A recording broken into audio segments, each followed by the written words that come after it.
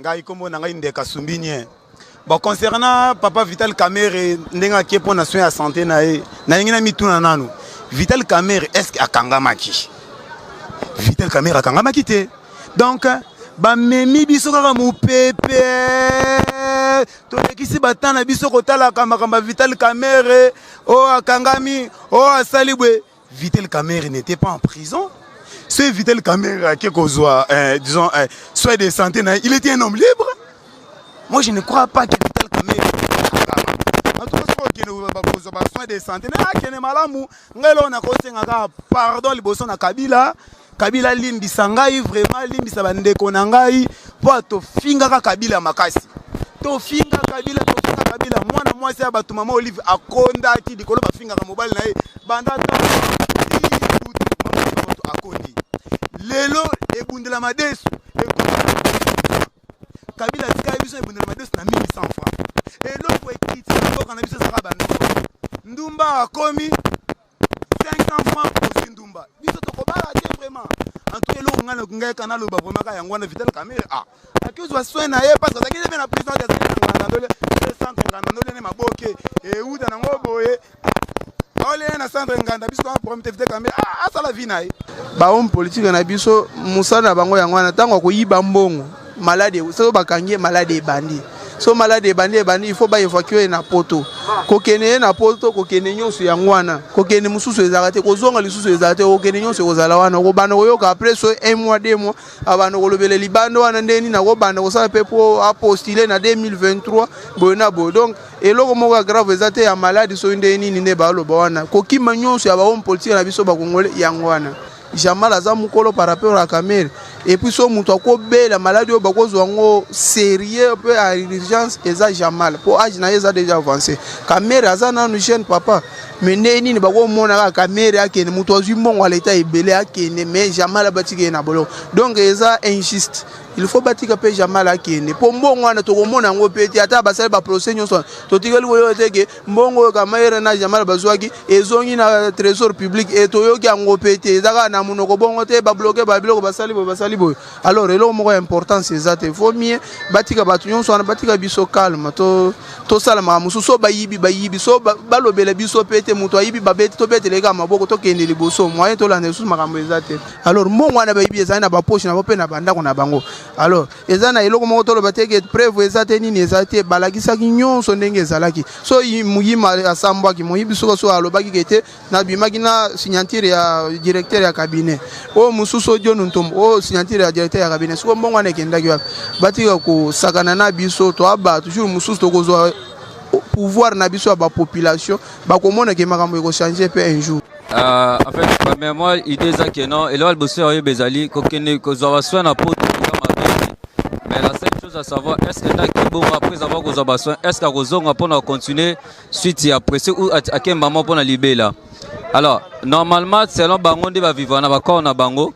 Moi je crois c'est vraiment important que nous avons soin de santé faut qu'il y ait en Europe tandis que biso moko dans l'hôpital au gouvernement Tonga. Sauf que même la cinquantenaire je crois là-bas aussi il y aura des bons médecins au bako traiter. Alors c'est pas vraiment important que les gars ont soin de santé à l'extérieur mboka c'est vraiment important. Si réellement c'est la politique moi je ne pense pas que non un jour Vital Kamerhe ozonga ou soit ba sali tout ba luki moyenne ba ki misé pour que ba effacer dossier na otobi ke zaki ya mambo ya procès ya 100 jours. En tout cas là de ce côté moi je ne suis pas d'accord parce que selon moi akoya kotika la awa ba traiter les c'est une façon peut hollander là et aussi alors qu'au Kende ailleurs là on ne sait pas si réellement on a des retours un jour na Kinshasa.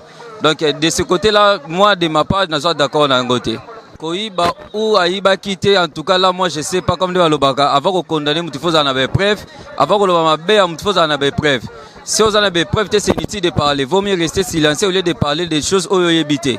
Alors moi je crois que c'est comme un niveau justice à saisir à Simba tant de jours à Salikuna apparemment c'est qu'il s'est passé quelque chose pour hier moko Vital Kamerhe a conseil à Yebi mais aussi dans l'entourage na ba Yebi. Alors moi tellement nazaki na mamwana te nakolo bateke ayibaki ou ayibaki te mais ce qui est vrai si réellement ce qui mbongo ya l'état et ça mbongo na biso surtout c'est Vital Kamerhe était ils ont la mutoki na so ba congolais mais vous aussi vous kangi vous tiens na bolo après un moment vous dites que non vous pèsez liberté provisoire et pas qu'ils ont ba traitement na poto parce que wa pipe simbongo ekei parce que le congolais toi na besoin na mbongo parce que les bakanga Vital Kamerhe bakanga na dossier ya mbongo alors les bobimisi faut tout le monde appelle mbongo ngo ezongi mais tant que tout le monde est là c'est la politique tu vois au moment où je te parle le pays va mal. Le pays va mal, le peuple congolais souffre. Alors, s'il y a un groupe de gens, ils ont un intérêt, pour un intérêt familial, en tout cas, le peuple congolais a toléré en côté. Alors, ce pays, parce que déjà, tout le monde sait bientôt déjà 2023. C'est là qu'il va bimisser dans le cadre politique pour nous préparer l'élection, pour nous citer la comboté. Là, tous allons d'accord. Donc, pour nous, en tout cas, dossier à Kamerhe, jusque-là, tout le monde a un flou parce qu'apparemment, rien ne passe et malgré ça, la mité. Avec les bisous à tirer la boloque et puis va bimisi à traitement ailleurs dans tout cas là jusque la solution malgré ça les faits déjà utilisé boloque moi je crois il a déjà déclassé dans la liste de candidature à présidentielle d'ailleurs on a soutenu parce que casier judiciaire est déjà bébé parce que pour postuler la candidature à présidentielle il faut aux palmarès fiable calmement. Ils ont un dossier à justice. Il y a déjà comme un dossier à justice. Être digne ou ne pas digne, là, moi, je ne crois pas. Mais déjà, pour nous, déjà, ton compte est soutenu la 2020. Là, je crois qu'il faut donner encore la chance à une autre personne. Bateau va être digne, on va diriger Mboka. Mais pour la caméra, déjà, casier judiciaire, et ça déjà négatif. Pour l'année 2023, ça a déjà déclassé. Alors, ça a la candidat sous. Bon, non, c'est pour la makasi, azo suenae, magé, et le repère se passe.